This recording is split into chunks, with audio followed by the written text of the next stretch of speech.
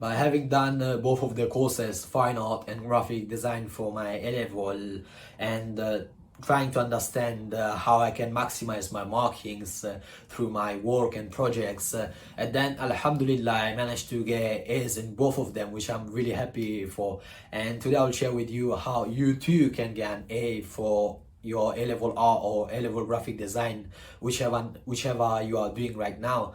And I can't really advise you how to get an A star because I myself didn't get it, but hopefully after watching this video and applying all of the tips that I give, you'll be able to maximize your markings and get a really good grade at the end.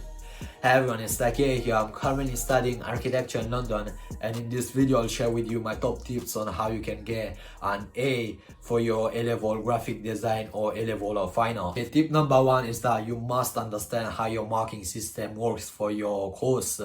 I took A-level art and A-level graphic design, as I said, and my examples was AQA for both of them, and the assessment objectives were the same. Understanding how your marking system works will give you the advantage of like understanding and producing work relevant to your course and relevant of the markings, how it works, so that you can maximize the grade that you get. I'll quickly summarize my 4 assessment objectives that I had in my A-level art. As I said, my exam board was AQA, and if you have a different one, you should just go and check online how that one works, but I'm just gonna quickly summarize the one that I had, which was AQA. Okay, assessment objective 1, I'm just gonna refer to it as AO1 because it's quicker. It's develop ideas through investigation. So that's basically like your researches, artist studies, different artist studies. If you have been to any museums or galleries,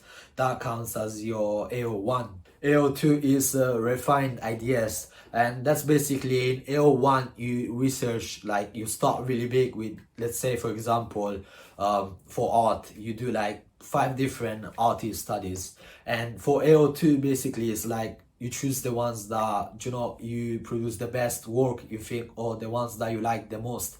So among the 5, for example, you choose 2 and that goes into your AO2, and that's just your like refining, like developing further your ideas and your work. AO3 is just basically your recording of your work, and yeah, just try to like make sure to not lose anything, like and that will basically count as your AO3 if you like organize it well. AO4 is your final piece at the end. I'll also make a video just explaining, going more in depth how these assessment objectives works in another video, because otherwise it will take me like 20 minutes just to explain them all in a single video. Tip number 2 is that it's really important that you plan and schedule a routine. Plan beforehand. If you have a class, for example, for art or graphic design, plan it beforehand what you're going to do. And the way I did it was during my independent studies in my 6th form, I usually did most of the research if I had to do any, or like practical work. But during my classes for graphic design and art, I try to produce practical stuff such as paintings, illustrations, and that is because you usually have your teachers and they can give you feedbacks or like help you out. And yeah, if you have any research, try to do it like into your independent study and do your practical work during your classes. But obviously don't also leave your practical work only for your classes, do it also like during your independent studies.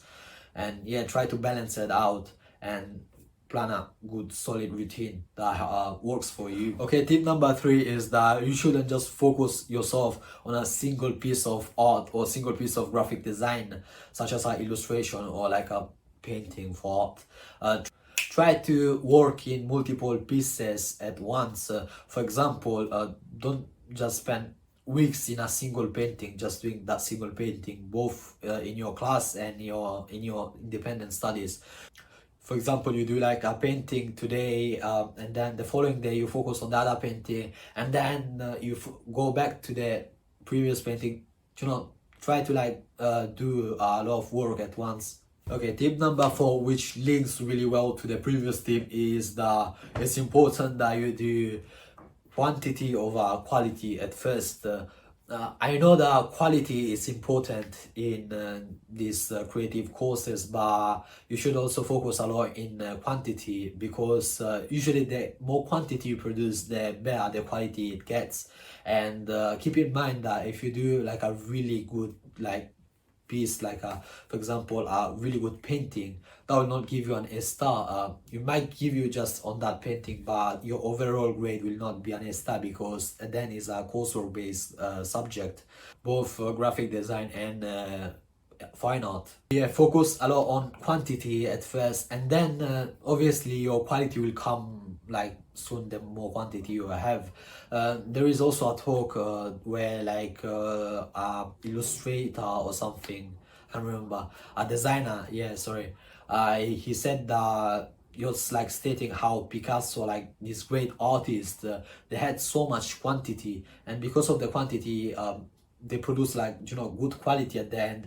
And also like among the two three really well-known pieces of, for example, Picasso, he produced like thousands more that weren't that famous. But the more quantity you produce, usually in art or graphic design, the better quality it gets, and the more you understand how, you know, how you can work on it, or like understand how the process works, or like the theme that you're focusing on.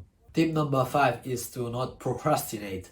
Try to do like a bit of work every single day, even if it's like 10-15 minutes, half an hour a day. Because A-level graphic design and fine art, I guess also photography, these creative courses, they are really coursework based. So if you do like work every single day, that will count towards your final grade. Usually your final exam, even if it counts, it doesn't count as much as your coursework. It's 60%. So try to do like a bit of work every single day, and you don't have to, for example, do so many hours if you don't want to, but try to keep it like consistent, and avoid, for example, doing so much work like once in a week or something for A-level graphic design or A-level art, because of course the consistency is really key. Okay, tip number 6, which is my final tip, is that try to make your sketchbook like as if it tells a story. So it should be in a chronological order, and when you flip it through, like it should, you know, like show to the viewer or to you like that, yeah, you started so big with so many artist studies or something. Obviously don't do like, I don't know, 20 artist studies and 20 responses to them, but obviously, like, you know, with your mind maps and everything, you're like thinking big, exploring, experimentation, then you just, you know, get the best ones, the best for example, illustrators or painters that you like, then just compress it and develop it further and further till you know, reach your final piece. And that counts as your AO3, like your recording. And yeah, try to make your sketchbook as if it's like a storybook or something, so that it shows to the viewer that this is how you started and this is how you ended your project.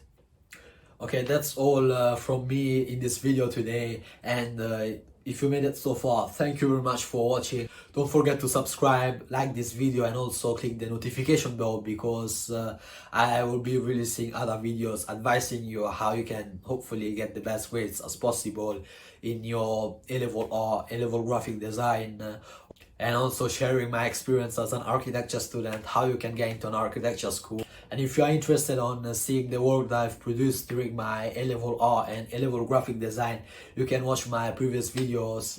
I think my previous one was like a flip through my graphic design sketchbook. If you're interested on it, you can watch that. And yeah, I'll see you in the next one.